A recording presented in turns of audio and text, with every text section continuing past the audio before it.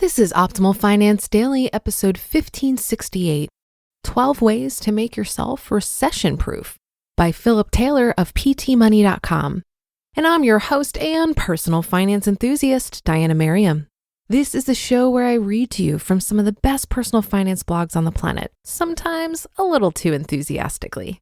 But I can't help it. Money is an incredible resource that we can use to craft the life of our dreams.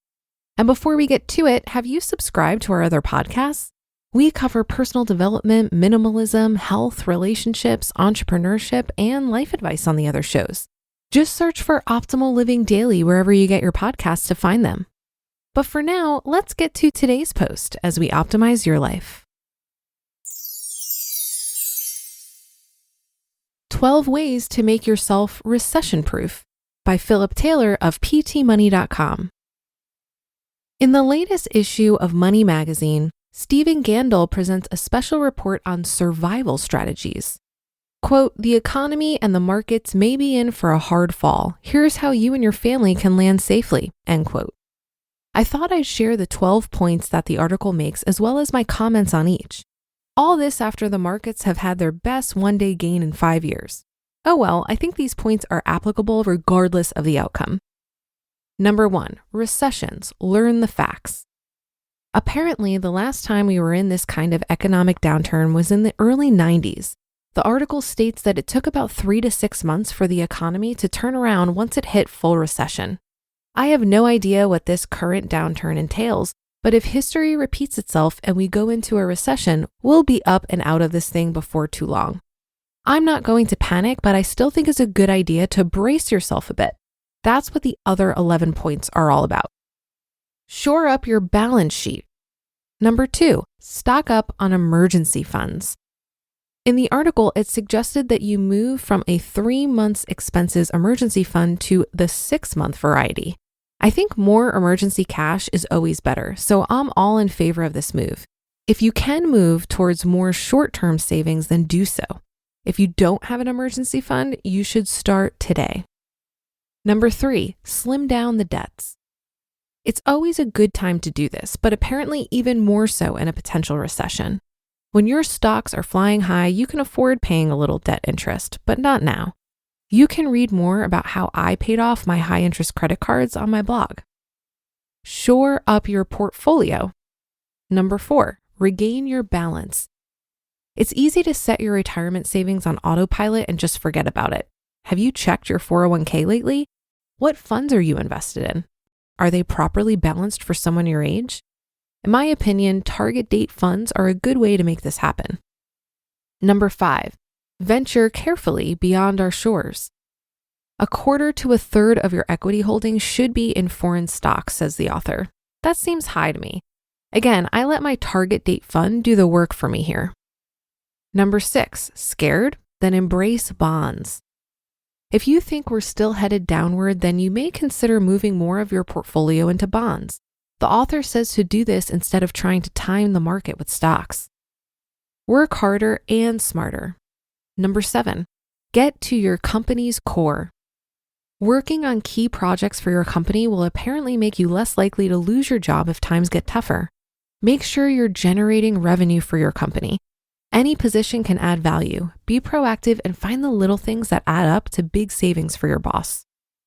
Number 8, get to the office and stay there. Make sure you're getting plenty of face time with your boss. If you work from home often, consider stopping that practice for a while. Also, you might want to be the guy or gal who is first in and last out. Can't hurt. Number 9, cozy up to a headhunter. Get on Facebook or LinkedIn now and connect with recruiters in your field. Believe me, they'd love to hear from you. While you don't necessarily have to begin your job search, make sure you have a few connections. The few unwanted interruptions I do get from these recruiters, I don't mind because of how they've helped me out in the past. Number 10, get ready for next time. The author mentions laying the groundwork for an industry switch. Healthcare is now, and for a long time will be, a very hot field. Consider a career switch and begin investigating the path needed to get there. Focus on the home front. Number 11, be a picky buyer. The author mentions offering 10% below asking price if you are in the market for a new home and offering your home for slightly less than comparable homes if you're selling. I don't know much about real estate, so I won't comment, but to say I think there are plenty of deals out there right now. I wish I had a lot more cash in order to take advantage of some of the deals available. Number 12, and a savvy borrower. If interest rates continue to fall, then you may be able to justify refinancing your mortgage.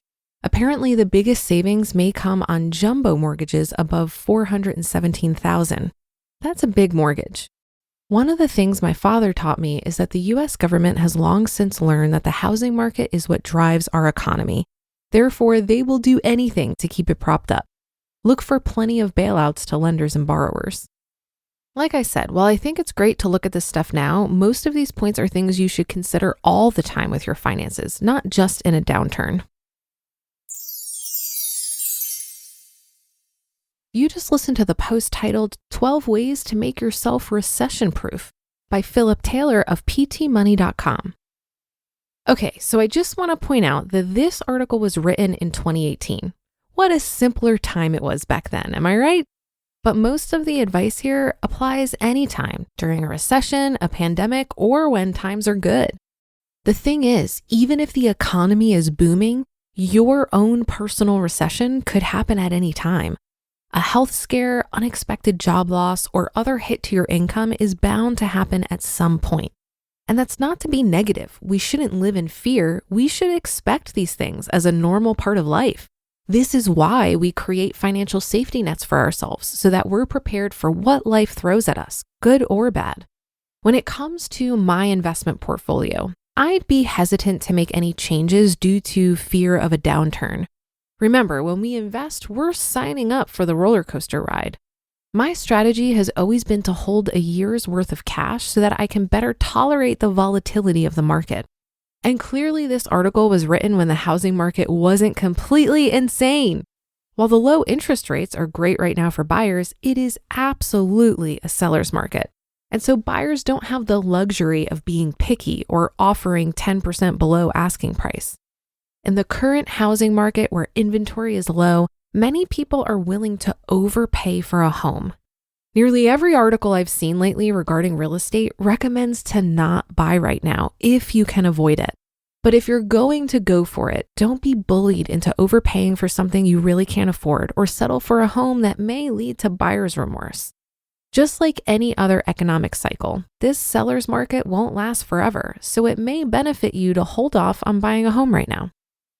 And that will do it for today. Have a great day and start to your weekend. Thank you for listening, and I'll be back here reading to you tomorrow, where your optimal life awaits.